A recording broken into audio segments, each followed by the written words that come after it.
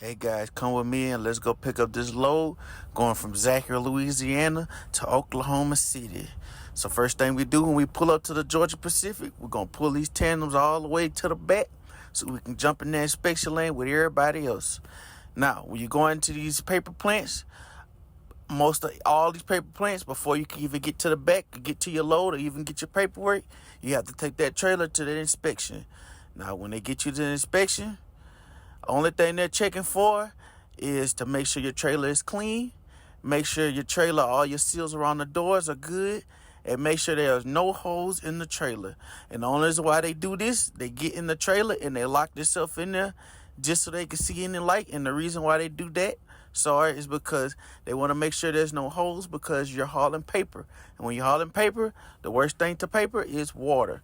And if the load has water on it, then that means the load is damaged and we do not get paid for that. If the company doesn't get paid, then we don't get paid and we don't want that. So we're going to slide this truck in the back like butter. We're going to pull these brakes and we're going to hop out and get this truck inspected. So before I got here, remember, I cleaned the trailer out already.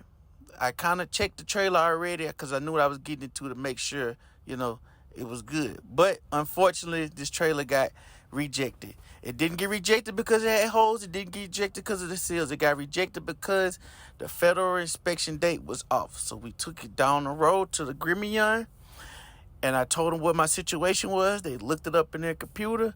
Took me at least about 5 minutes. Got the paperwork. They printed it out for me.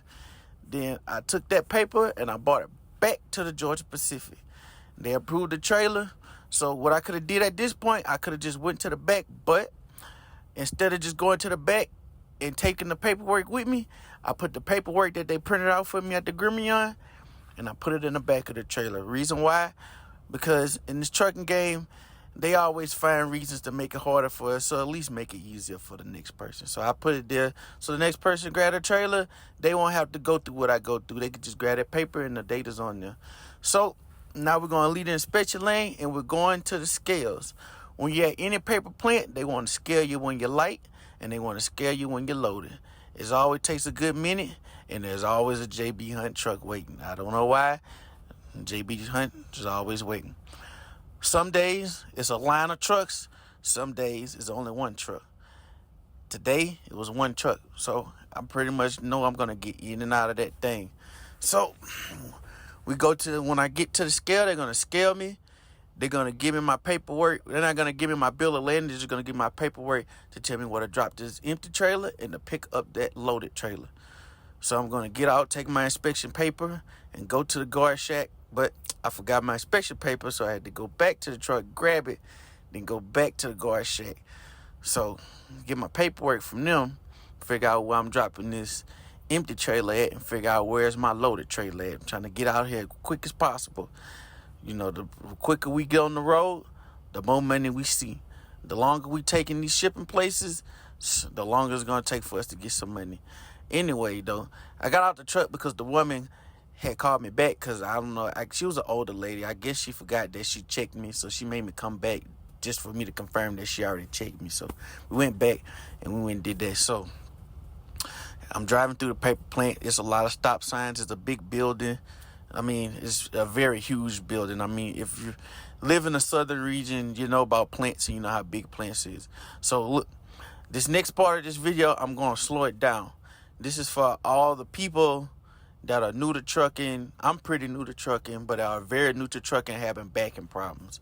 I'm going to give you a great tip. So this is what you do. You drive close as possible to the road that you want to park on. So now you're going to drive all the way till you get to where you want to park at. You see where you want to park at? You stop right there. Now what you're going to do, you're going to drive up 2 trailers. As soon as you get to that middle of that trailer, you're going to swing it all the way to halfway to the parking lot. When you get halfway, you're going to swing it the other way. Now when you do that, your trailer is going to be at an angle. And all you got to do now is work that trailer in there. All you really need is your good angle. And if they ain't teaching you in school, a bend is always good depending on how you use it. You always want your trailer to have a bend in it. If you can't straight back, you always want your trailer to have a bend in it when you're backing up. It's always good for you. It always helps you out. Don't overthink it. And another thing I want to touch on with the backing, because I'm pretty new. I pretty much got back and down. I know there's a lot of people have been driving for a couple years and they still haven't got down. Don't overthink it. Just, back the trailer in. Don't get to thinking about, if you overthink about hitting something, I'm going to tell you what my trainer said. You overthink about hitting something, you're probably going to hit something. And then another thing is, when you're on this road, you're not in school. So it doesn't matter how many times you have to pull up. Sometimes you pull up 1 time. Sometimes you pull up 3 times. Sometimes you pull up 10 times. It doesn't matter. Pay attention to nobody. Don't pay attention to the trucker looking at you like you take it forever. None of that matters to you. Only thing matters is you getting that truck in that trailer in that spot and not damaging nothing. Because at the end of the day, when you rush and hit something, it don't affect them. They laugh at it. So at the end of the day, just take your time and be comfortable. Don't let nobody get you out of your element. Always be comfortable, especially when you're working these big trucks. So I'm going to unlock that 5th wheel. I'm going to pull that handle. I'm going to take these glide hands off. Pull that handle right there. I'm going to go ahead and drop that landing gear. That's that. We get money spin. We don't spin slow. We get money. We get into the money. We got to spin it fast. We're going to unconnect. And luckily this day, sometimes my trailer is on the other side of the lot. But luckily this day, my trailer was 2 spots down. So we're going to slide under that thing.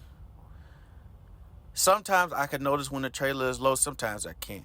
Today, I didn't. So the trailer kind of bumped the 5th wheel. So only thing we could do with that is we just going to drop them airbags down. Go ahead and get that trailer down a little bit. Go another night trailer. Get that airbag down. Slide under that thing. Here, click. When it click, do a little tug test, hop out. Go ahead and get them glide hands connected again. Now, this load in particular, I already seen the weight on it. So it's only 10,000 pounds. So when the load is 10,000 pounds, lift that landing gear up, pull them tandem locks, slide them tandems all the way to the front. Don't even look. Me personally, if you want to weigh it, most all companies let you weigh them as much as you want. But when that load is extra light, save yourself some time. Just go ahead. And we got a lot of toilet paper. That's why this load is like 10,000 pounds. So pull that lock, slide them tandems all the way to the front. Check them tires, do your pre-chip, and then you can get on out of there. If you want to go to the Loves or the TA or anywhere with a certified catch scale and weigh it, by all means do that. But if it's extra light, I see no reason to waste the time. Just go ahead and get on that road and get them miles down. Because the quicker you get off that load, the quicker you get on another load. The quicker you get on another load, the more money in the bank. So now we're finna go back to the scales because now I have to scale out. They want my loaded weight. And when I get that loaded weight, I'm going to get that bill of landing paper. You get the bill of landing paper, and then you put in your loaded call. Now, for a lot of people that don't know what a loaded call is, it's just something that you put in when you work for a company. I don't know if owner operators do it. I ain't no owner operator. But it's just something you put in the system, let them know your weight and your trailer number and all this. So when it goes to your pre-pass. So when you're riding through those scales, the police officers or the people working those scale houses, they can already see your weight and they can pretty much know if they want to pull you in the scale or not. So we got that paperwork. Everything looks good and we're pretty much out of this thing. We're going to get down this road and going to go get us some money. The quicker we get out this load, the better. And that's it for the day, guys. I'll talk to you later.